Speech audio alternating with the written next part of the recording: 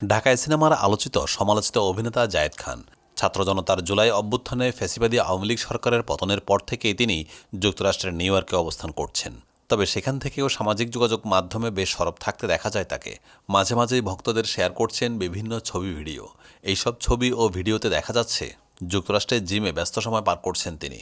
সম্প্রতি একটি গণমাধ্যমের সঙ্গে কথা বলেছেন এই অভিনেতা। এই সময় তিনি জানান, নিয়মিত জিম করছেন তিনি, বিভিন্ন স্থানে ঘুরে বেড়াচ্ছেন, প্রবাসীদের বেশ কয়েকটি প্রোগ্রামে পারফর্ম করেছেন।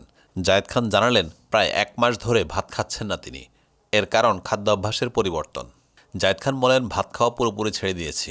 গত 28 দিন ধরে একেবারেই ভাত খাইনি। ভাতের বদলে ওটস, কলা ব্লেন্ডারে মিক্স করে খাচ্ছি। প্রচুর বয়েল ফুড, ফল, তাজা সবজি খাচ্ছি। একেবারে হেলদি লাইফ কাটাচ্ছি। অভিনেতা জানালেন, 10 বছর আগেও নিয়মিত ব্যায়াম করতেন। এরপর শিল্পী সমিতির সেক্রেটারি হওয়ার পর থেকে গ্যাপে পড়ে যায়। তবে এখন আবার আগের মতো ব্যায়াম শুরু করেছেন। যুক্তরাষ্ট্রের বিভিন্ন স্টেশনে শো করে বেড়াচ্ছেন জায়েদ। এ বিষয়ে অভিনেতা বলেন, সামনে আরও কিছু শো আছে, এই জন্য নিজেকে আরও তৈরি করছি। স্টেজ শো করতে গেলে ফিটনেস খুব দরকার। কবে নাগাদ দেশে ফিরবেন জানতে চাইলে জায়েদ খান বলেন, এখানে এখনও আমার বেশ কিছু শো বাকি রয়েছে, সেই সব শেষ করেই ফিরব। আশা করি দেশে ফিরলে কোনো হয়রানির মুখে পড়তে হবে না।